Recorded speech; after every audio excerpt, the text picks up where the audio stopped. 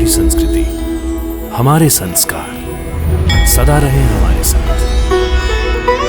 भारत के महान ग्रंथों और काव्यों का संपूर्ण संकलन। सब्सक्राइब करें तिलक। कई तरीके की एलईडी लाइट्स आपके घर और ऑफिस के लिए। GR LED lights, make India bright.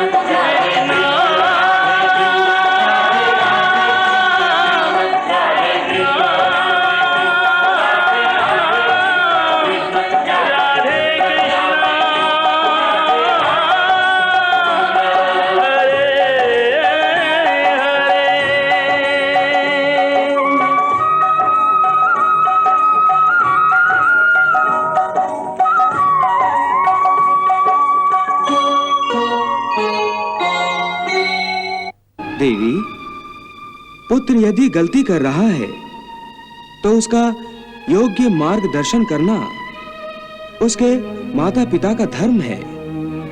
मार्गदर्शन करने के बाद भी यदि पुत्र अपनी गलती नहीं सुधार रहा है तो उसे दंड देना भी तो माता पिता का धर्म है। महादेव ने तो बाणासुर को उसकी रक्षा करने का वरदान दिया है, फिर यदि महादेव ने ही उसे दंड दिया तो ये उन्हीं के वरदान का अपमान होगा। इसलिए प्रभु, बाणासुर के अहंकार का नाश आप कीजिए। हे लीलाधारी, आप हमें अनुग्रहित कीजिए। देवी, लीला तो आपको दिखानी है। मुझे? उषा के मन में अनिरुद्ध के प्रति प्रेम के आकर्षण का बीज बोकर। समझ गई प्रभु। आप इस नाटक का प्रारंभ प्रेम के रंगों से कीजिए। मैं महायुद्ध के उग्र रंगों से इस नाटक का अंत करूंगा।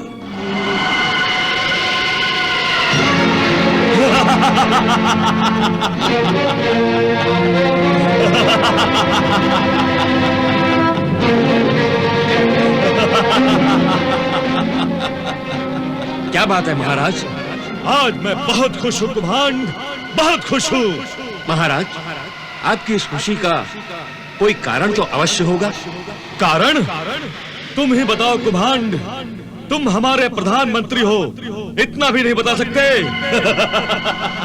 महाराज, कहीं आपको महादेव शिव शंकर ने कोई अभय वरदान तो नहीं दे दिया है?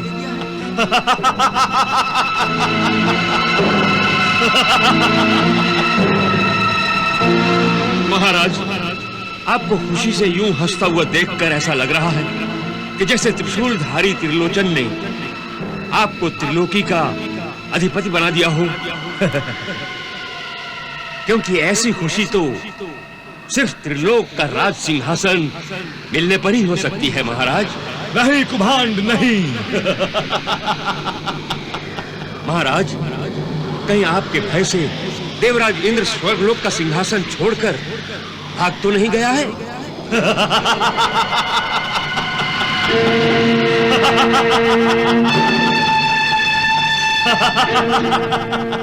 महाराज, तो फिर आपके पिताश्री असुर राज बलि को, जिन्हें विष्णु ने बंदी बनाकर पाताल लोक में रखा हुआ था, कहीं आपने उनको विष्णु के चंगुल से तो नहीं छुड़ा लिया है? ऐसा कुछ नहीं हुआ है, ऐसा कुछ भी नहीं हुआ है कुभांड। महाराज, फिर आप इतने खुश क्यों हैं?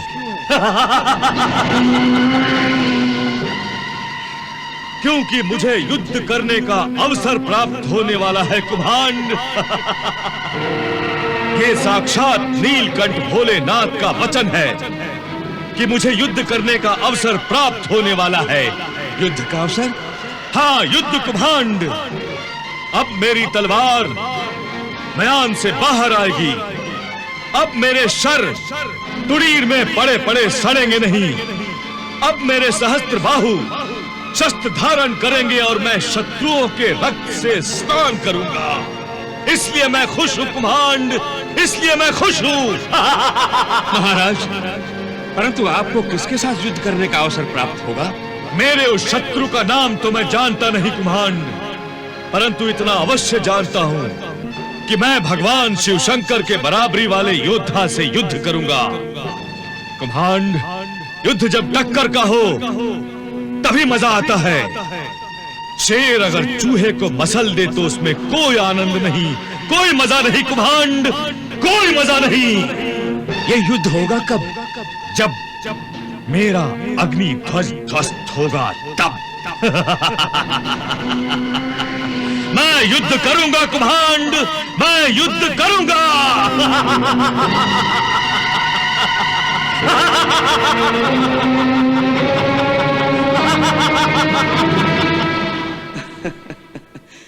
देख लिया देवी, मूर्ख अज्ञानी महाअसुर बाणासुर युद्ध का अवसर प्राप्त होगा, ये सोचकर कितना खुश हो रहा है। हाँ प्रभु, इसीलिए वो भगवान शिव शंकर की भविष्यवाणी के अनुसार अपने ध्वज के ध्वस्त होने की प्रतीक्षा कर रहा है कि जब ध्वज ध्वस्त होगा तो उसे युद्ध करने का अवसर प्राप्त होगा। परंतु वो ये नहीं जानता है देवी कि जब ध्वज ध्वस्त होगा तब स्वयं बाणासुर भी ध्वस्त हो जाएगा। ये आप क्या कह रहे हैं प्रभु? मैं सत्य कह रहा हूं देवी, हाँ मैं सत्य कह रहा हूं। यही संकेत तो महादेव शिव शंकर ने दिया है बाणासुर को, परंतु अपने बल और शौर्य के घमंड में रहने वाला बाणासुर शिव जी के संकेत को समझ नहीं पाया है। इसलिए वो अज्ञानी मूर्ख अपने ध्वज के शीघ्र ही ध्वस्त होने की इच्छा कर रहा है। परंतु शिव जी ने तो उसे अप्रत्यक्ष रूप में ध्वज की रक्षा करने को कहा है ना? हाँ देवी, ध्वज योद्धा का मान बिंदु है।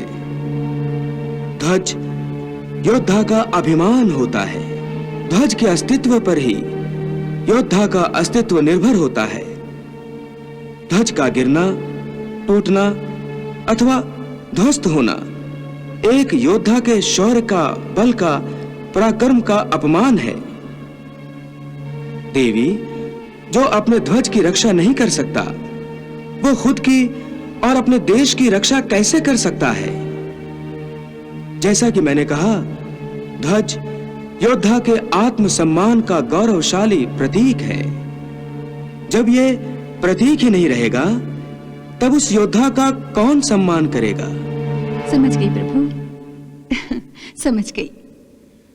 अपने आप को सर्वशक्तिमान सिद्ध करने की महत्वाकांक्षा में अंधे होने के कारण बाणासुर महादेव शिव शंकर के संकेत के पीछे सत्य को देख और समझ नहीं पाया कि ध्वज के साथ साथ उसके अपने अस्तित्व का अटूट संबंध है। जब ध्वज का अस्तित्व नहीं रहेगा तो बाणासुर का अस्तित्व भी संकट में आ जाएगा। मुझे युद्ध प्राप्त होगा महारानी, मुझे युद्ध प्राप्त होगा महारानी, मुझे युद्ध प्राप्त होगा। मुझे लगता है कि मेरी इस तलवार की तपस्या सफल हो गई महारानी, सफल हो गई। तलवार की तपस्या महाराज? हाँ महारानी, तलवार की तपस्या। न जाने कितने काल तक म्यान की अंधेरी गुफा में पड़ी कठोर तपस्या कर रही थी महारानी, कठोर तपस्या कर रही थी। महारानी, मेरी युद्ध की कामना पूरी होने जा रही है। इस बात की आपको खुशी नहीं हुई? नहीं। क्यों महारानी, क्यों? इसलिए कि मैं स्त्री हूं, जिसका दूसरा रूप मां का होता है, जो जन्म देने को अपना सम्मान समझती है। मृत्यु का ये खेल, जिसे आप युद्ध का नाम देते हैं महाराज, फिर भला उसे कैसे अच्छा लग सकता है? युद्ध में लाशों के ढेर लग जाएंगे, इस भय से ही मेरा कलेजा कांप उठता है महाराज। क्यों एक सामान्य स्त्री की भांति बातें कर रही हैं आप? महारानी, आप कोई सामान्य स्त्री नहीं, बल्कि वीरों के वीर शिवपुत्र बाणासुर की पत्नी हैं।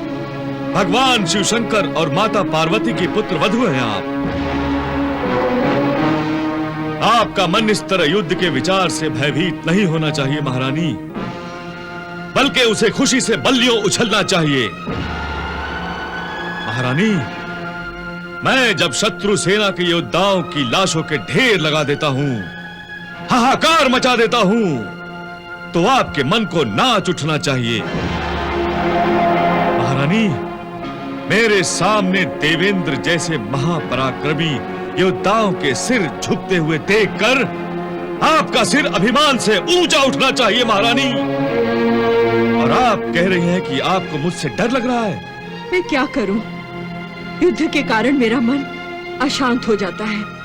और युद्ध के बिना मेरा मन अशांत हो जाता है। महारानी, ऐसा लगता है मैं इस पृथ्वी लोक पर नहीं, किसी विशाल शमशान में खड़ा हूं। और महारानी, शांति मुझे शमशान का सन्नाटा लगती है। ऐसा लगता है कि युद्ध के बिना मैं जीवित ही नहीं हूं, मेरे शरीर से प्राण निकल गए हैं। और अब युद्ध के शुभारंभ का समाचार पाकर मुझे यूं लगता है जैसे मेरे मृतक शरीर में ईश्वर ने प्राण फूंक दिए हैं। महारानी, अब युद्ध होगा, अब युद्ध होगा महारानी।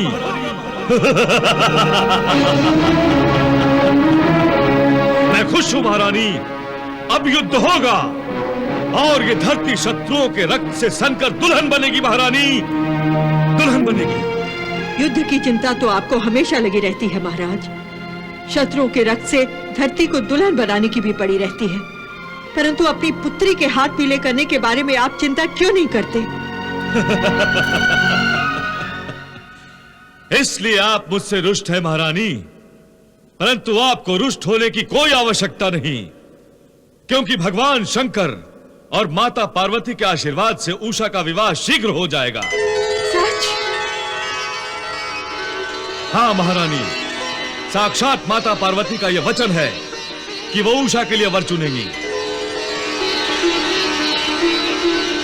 परंतु उषा का विवाह कब होगा महाराज? महारानी, मुझे ऐसा लग रहा है कि युद्ध और उषा का विवाह दोनों का एक दूसरे के साथ संबंध है। जब मेरा विजय ध्वज ध्वस्त होगा तब युद्ध भी होगा और उषा का विवाह भी होगा महारानी, उषा का विवाह भी होगा।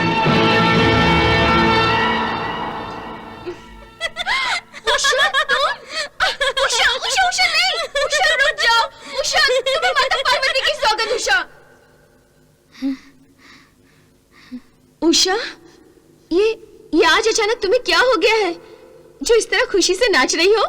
बताती हूँ। चित्रलेखा, तुमने मेरा चित्र तो बना दिया, लेकिन मेरे चित्र के पास ये खाली जगह किसके लिए छोड़ दी है? ये खाली जगह मैंने तुम्हारे पतिदेव के लिए छोड़ रखी है। जब तुम्हारा विवाह हो जाएगा ना उषा, तो मैं यहाँ तुम्हारे पतिदेव का चित्र बनाऊंगी। लगता है तुम्हें ये अवसर शीघ्र ही प्राप्त होने वाला है। सच उषा? तभी तुम इस तरह खुशी से नाच रही थी और मुझे भी लट्टू की तरह घुमा दिया। पहले क्यों नहीं बताया? कौन है वो भाग्यवान? नहीं पता। नहीं पता? तुम्हें नहीं पता? शीघ्र बताओ कौन है वो? सच मुझे नहीं पता। माता पार्वती ने पिताश्री को वचन दिया है कि वो शीघ्र ही मेरे लिए उत्तम वर का चयन करेंगी। सच? बधाई हो उषा, बधाई हो। प्रभु, प्रभु देखिए, देखिए उषा कितनी सुंदर है। तन से अधिक उसके मन की सुंदरता है देवी। उसका अंतर्मन कितना निर्मल और स्वच्छ है। सत्य तो यह है कि लोग किसी के मन के अंदर झांकने का प्रयास भी नहीं करते। केवल दिखावे का सौंदर्य ही उनके मन को मोह लेता है, जो वास्तव में मनुष्य मुखौटे से बढ़कर नहीं होता। आपने ठीक ही कहा प्रभु। जो केवल मुखौटे पर रीछ जाते हैं, उन्हें कभी कभी पछताना भी पड़ता है। देवी, ज्ञानी, तपस्वी मन की सुंदरता को महत्व देते हैं, तन की सुंदरता को नहीं। वो जानते हैं सच्चा सौंदर्य निर्मल होता है, क्योंकि निर्मल सौंदर्य ईश्वर का दर्पण है। ईश्वर का ये दर्पण उस समय मैला हो जाता है देवी, जब विकारों से इस स्वच्छ निर्मल दर्पण पर दाग धब्बे पड़ जाते हैं। उसके अंतर का प्रतिबिंब उसके चेहरे पर दिखाई देने लगता है। जिसका मन सुंदर होता है, उनको सारी सृष्टि सुंदर दिखाई देती है। देवी, तपस्वी कहते हैं निर्विकार सौंदर्य अहं के त्याग से प्राप्त होता है, और अहं का त्याग प्रभु की प्राप्ति की परम इच्छा से प्राप्त होता है।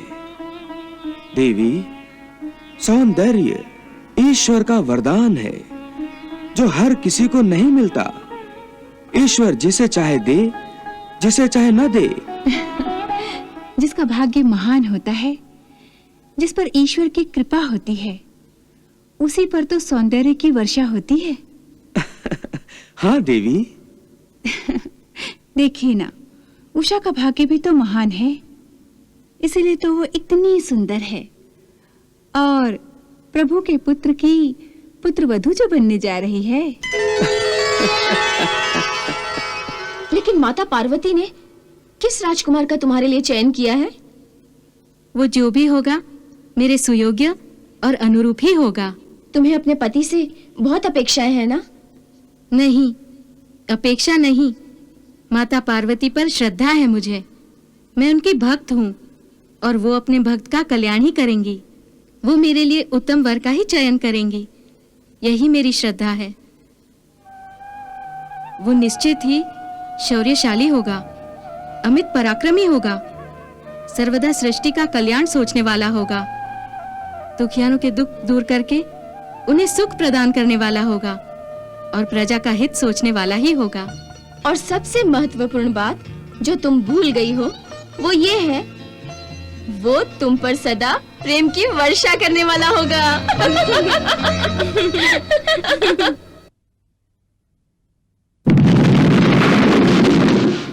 महारानी, महारानी, मेरा विजय ध्वज ध्वस्त हो गया है महारानी। अब मुझे युद्ध करने का अवसर प्राप्त होगा महारानी। मैं युद्ध करूंगा महारानी, मैं युद्ध करूंगा। परंतु आपका विजय ध्वज तो सुरक्षित है महाराज। विजय ध्वज? हाँ, वो देखिए।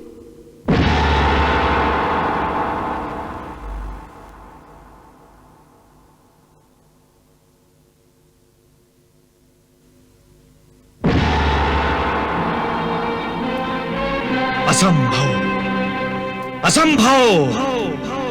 मैंने अपने विजय ध्वज को ध्वस्त होते हुए देखा था। वो सपना देखा होगा। सपने में ही असंभव संभव में और संभव असंभव में बदल जाता है। नहीं, मेरे सपने सच होते आए हैं, सच ही सच होते आए हैं, ये आप भली भांति जानती हैं। इस बाणासुर ने अपने बाहुबल से सदा ही असंभव को संभव बनाकर दिखाया है, और फिर मेरा विजय ध्वज ध्वस्त होगा। ये तो महादेव, देवाधिदेव का वचन है, और उनका वचन कदापि मिथ्या नहीं हो सकता महारानी। मेरा सपना सच होगा, सच होगा महारानी। हाँ हाँ, तो इसमें इतना परेशान होने की क्या बात है? महारानी, आप युद्ध से घृणा करती हैं, इसलिए आप ऐसा सोचती हैं। आप मेरी मनोदशा नहीं समझ पा रही हैं महारानी। अपने ध्वज को ध्वस्त होता हुआ देखने के बाद जब मुझे यह पता चला कि वो सपना था, उस समय मुझे लगा कि मेरे मुंह तक आया घास गिर गया हो। चलिए सो जाइए। नहीं महारानी, नहीं, मेरी नींद उड़ गई है। युद्ध मेरी कामना है, परंतु ये विजय ध्वज है कि ध्वस्त ही नहीं हो रहा, और जब तक मेरा विजय ध्वज ध्वस्त नहीं होता, मैं चैन की नींद नहीं सो सकूंगा महारानी, नहीं सो सकूंगा।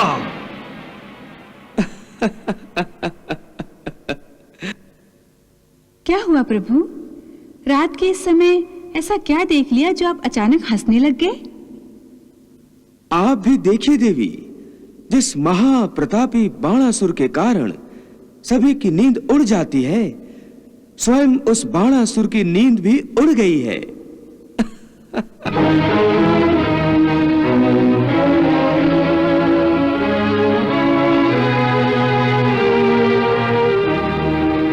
हाँ प्रभु। देवी, बाणासुर अब कभी चैन की नींद नहीं सोएगा। प्रभु, ये बाणासुर का दुर्भाग्य है। हाँ देवी, यह बाणासुर का दुर्भाग्य ही है, और उनका भी, जो अज्ञान, स्वार्थ, अहंकार और महत्वाकांक्षा के नाम पर चार शत्रुओं से मित्रता कर लेते हैं और उनके घेरे में आ जाते हैं। वो सभी दुर्भाग्य के मारे होते हैं, क्योंकि ऐसे लोगों पर नींद कभी प्रसन्न नहीं होती। सारी सारी रात वो आंखों ही आंखों में काट देते हैं। बाणासुर की भी यही दशा है देवी।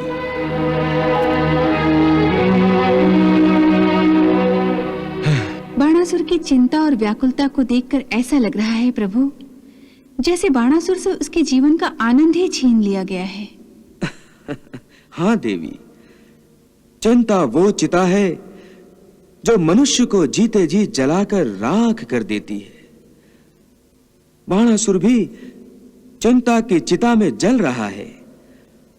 उसे यही चिंता लगी है कि उसका ध्वज ध्वस्त कब होगा।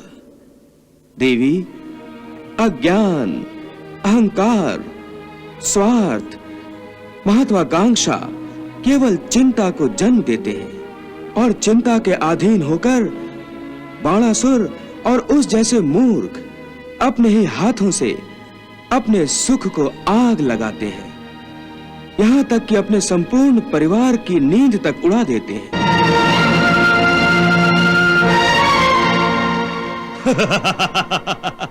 मंत्रियों, हमारे विजय ध्वज को प्रणाम करो, अंतिम प्रणाम। अंतिम प्रणाम? महाराज, आप ये क्या कह रहे हैं? हम ठीक कह रहे हैं कुम्हान। हम चाहते हैं कि हमारा विजय ध्वज ध्वस्त हो जाए, इसलिए आप सब इस विजय ध्वज के ध्वस्त होने से पहले इसे अंतिम प्रणाम करें।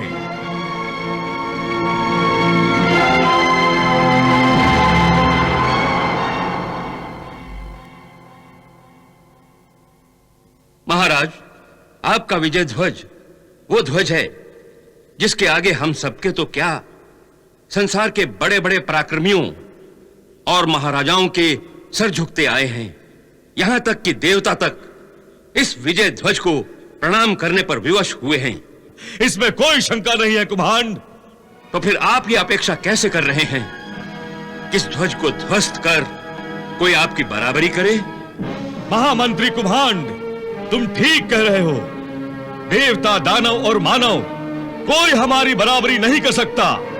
यदि कोई कर सकता है तो केवल भोलेनाथ शिव शंकर। हम में और भोलेनाथ में कोई अंतर नहीं है कुम्हांड। हम दोनों बराबर के शक्तिशाली और बराबर के योद्धा हैं। महाराज, आपकी असीम शक्ति भगवान भोलेनाथ के बराबर है। जब आप ये जानते हैं तो इसका अर्थ है कि इस ध्वज को कोई ध्वस्त नहीं कर सकेगा। हाँ, इसलिए हमने आदि माता पार्वती और भोलेनाथ शिवशंकर से प्रार्थना की है कि हमारा ध्वज ध्वस्त हो जाए। और हमें विश्वास है कि भोलेनाथ को हमारी प्रार्थना स्वीकार करनी होगी। इसलिए इस विश्वास के भरोसे हम अपनी पुत्री राजकुमारी उषा का एक नया और एक अनोखा स्वयंवर रचा रहे हैं। नया और अनोखा स्वयंवर? हाँ, अनोखा स्वयंवर, जिसमें यह ध्वज मुख्य भूमिका निभाएगा। महामंत्री कुम्हांड, तुम संसार के कोने कोने में घोषणा करवा दो कि हम राजकुमारी उषा का एक स्वयंवर रचा रहे हैं, और जो कोई राजकुमार स्वयंवर के अवसर पर इस ध्वज को ध्वस्त कर सकेगा, हम अपनी पुत्री राजकुमारी का हाथ उसके हाथ में दे देंगे। जो आज्ञा सुरेश्वर। कुम्हांड, हम शीघ्र, अति शीघ्र अपने विजय ध्वज को ध्वस्त होता हुआ देखना चाहते हैं। कुम्हांड, जाओ, घोषणा करवा दो।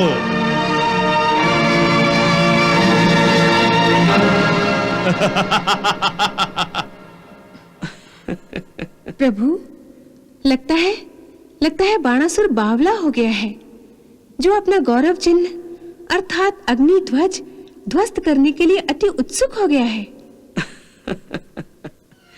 देवी, जब विनाश काल समीप आता है, तब मानव हो या दानव, सबके बुद्धि भ्रष्ट हो जाती है। और भ्रष्ट बुद्धि योग्य मार्गदर्शन तो करती नहीं। बाणासुर की यही दशा है देवी। देवी, जब मानव या दानव का सिर ईश्वरीय शक्ति के आगे विनम्रता से झुकता है, तब ईश्वरीय शक्ति उसे आशीर्वाद ही देती है। परंतु जब यही सिर आसमान में छेद करने लगता है और ईश्वरीय शक्ति को चुनौती देने का दुस्साहस करने लगता है, तब वही ईश्वरीय शक्ति उसे कठोर दंड देती है।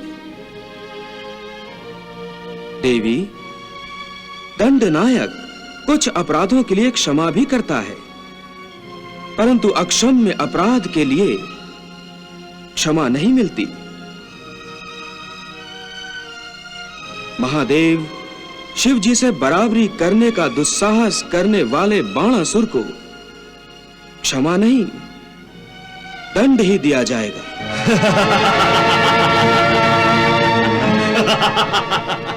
महाराज, ये आपने कैसे घोषणा करवा दी है?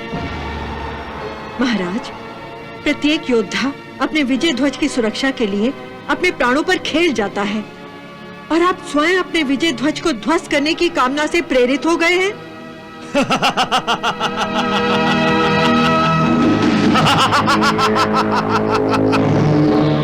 अपना ही ध्वज ध्वस्त करने की कामना का अर्थ है अपने ही हाथों से अपने ही पैरों पर कुल्हाड़ी चलाना, अर्थात अपना ही सर्वनाश करना। परंतु ये विजय ध्वज सामान्य नहीं है राजकुमारी उषा। महाराज बाणासुर ये बात क्यों नहीं समझते? ये विजय ध्वज साक्षात शिव पुत्र कार्तिकेय ने असुरराज को प्रदान किया है।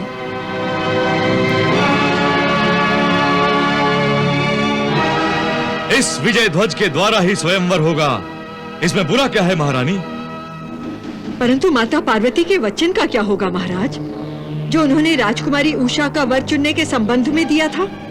जो भी राजा और राजकुमार ध्वज ध्वस्त करने आएंगे, उनमें से वही ध्वज ध्वस्त कर पाएगा जो माता पार्वती के अनुसार उषा के योग्य होगा। अरुषा उसी यशस्वी राजकुमार के गले में वरमाला डालेगी। इस प्रकार स्वयंवर के कारण माता पार्वती का वचन झूठा नहीं हो सकता।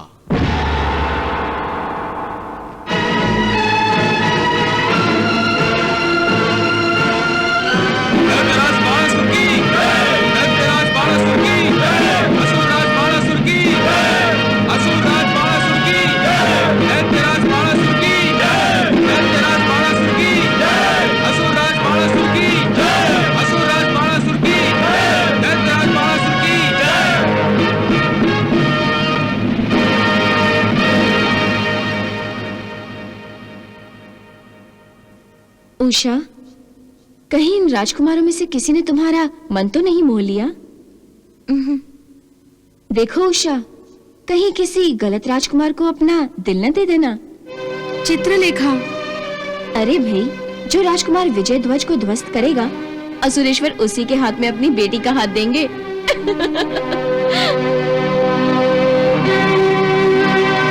असुरेश्वर, हे असुरेश्वर, अब कार्यक्रम शुरू करने की आज्ञा दीजिए।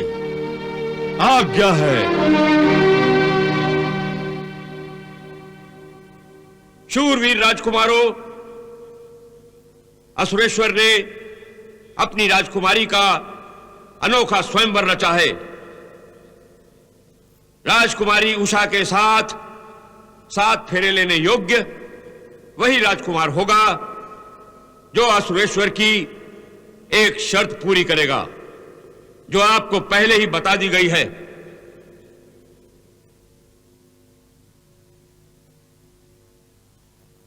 यह ध्वज जिसे आप देख रहे हैं,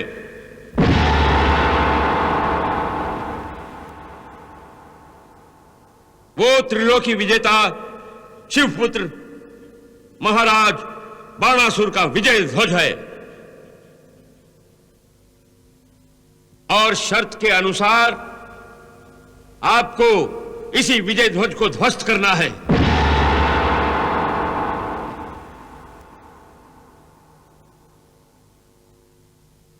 चिंतित मत होइए, यही तो स्वयंवर की शर्त है।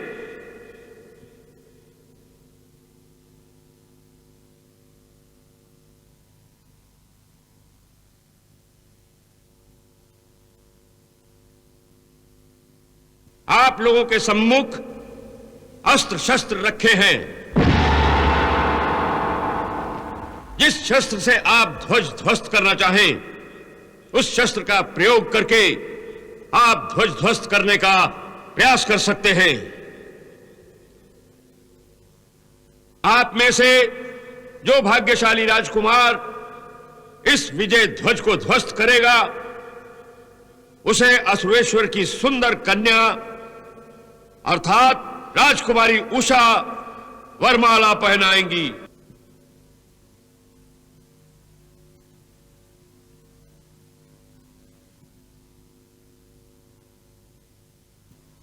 चित्रलेखा, क्या बात है राजकुमारी? यदि विजय ध्वज को ध्वस्त करने वाला राजकुमार माता पार्वती की इच्छा अनुसार नहीं हुआ और मैंने उसके गले में वरमाला डाल दी, तो ये तो अनर्थ हो जाएगा ना? हाँ, ये तो है। उषा, तुम मन ही मन माता पार्वती से प्रार्थना करो कि वही राजकुमार विजय ध्वज को ध्वस्त करे जिससे माता पार्वती तुम्हारा विवाह करना चाहती हैं। तुम ठीक कह रही हो सखी। मुझे संकोच और समस्या की इस घड़ी में माता पार्वती के शरण में ही जाना चाहिए। प्रधानमंत्री कुम्हांड, कार्यक्रम में विलंब ना करें। मैं अपना ये अग्नि ध्वज शीघ्र अति शीघ्र ध्वस्त होते हुए देखना चाहता हूं। आप राजकुमारों को कार्यक्रम शुरू होने का संकेत दें। जो आज्ञा महाराज।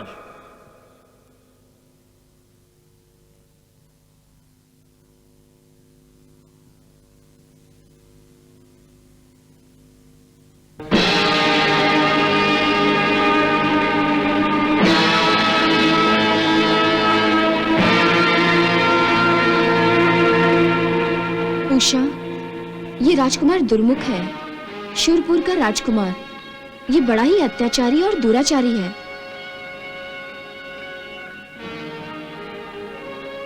हे आदिशक्ति माता पार्वती, मैं आपकी शरण में आई हूँ। आप ही ने मेरे लिए वर चुनने का वचन दिया है।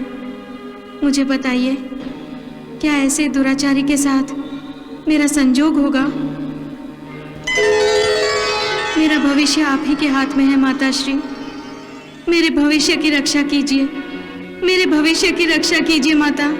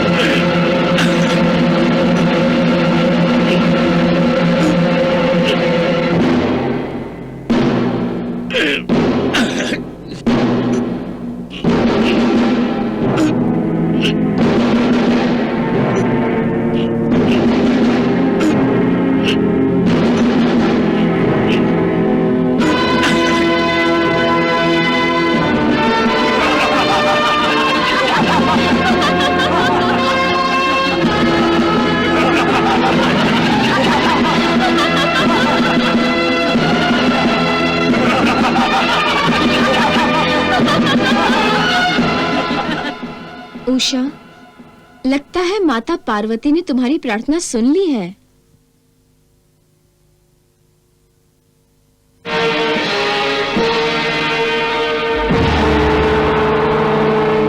उषा, ये अधर्मपुर का अधर्मी राजकुमार निशुंभ है। ये बड़ा ही अनाचारी, अत्याचारी और दुरात्मा है। भोगों में मस्त, लालसा का मारा और सदैव अतृप्त रहने वाला है।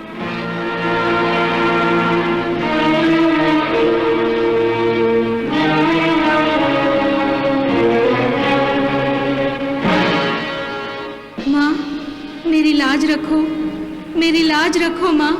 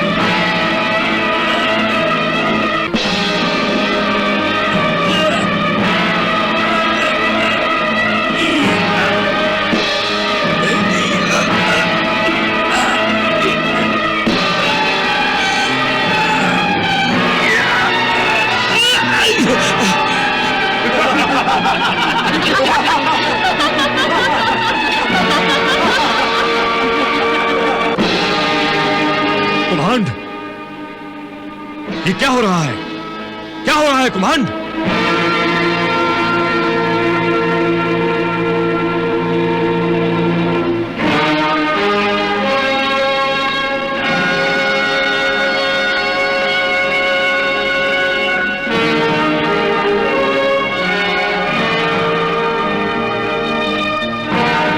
कुम्हांड ने धनुष इतनी आसानी से उठा लिया, परंतु इसी धनुष को उठाते उठाते राजकुमार नीचे गिर पड़ा। आश्चर्य की बात है।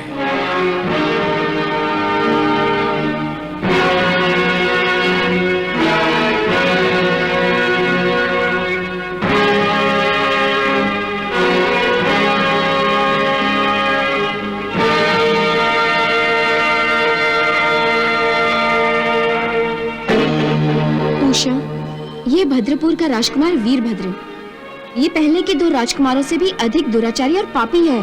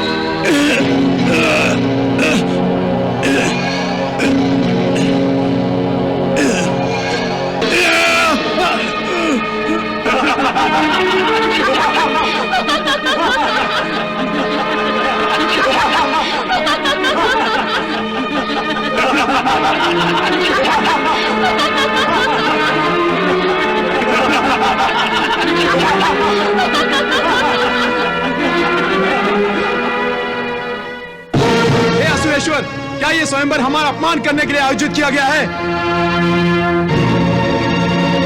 ये सारे शस्त्र, ये सारे हथियार मायावी हैं। हम इन्हें उठा तक नहीं सकते। इतने तो दुर्बल नहीं हैं हम। नहीं राजकुमारों, आपकी शंकाएं व्यर्थ है।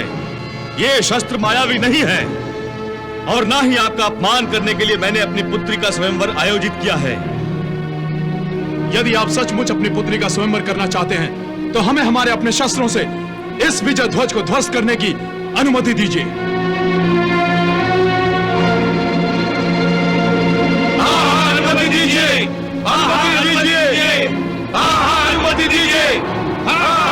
दीजिए। अनुमति है।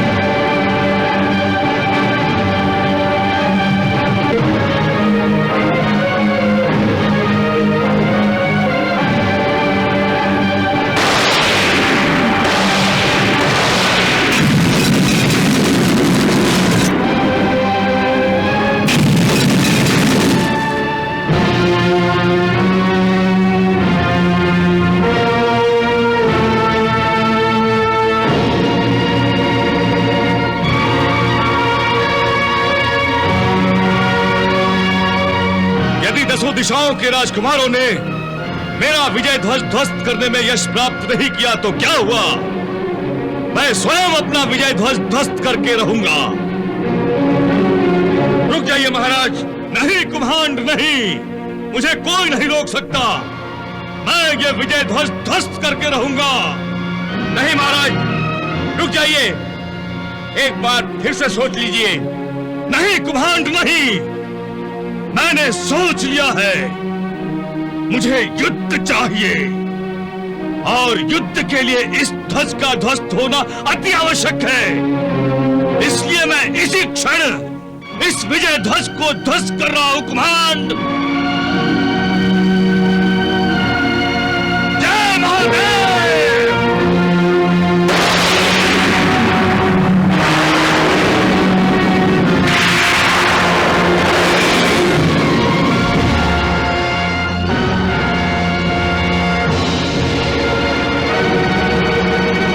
बाणासुर,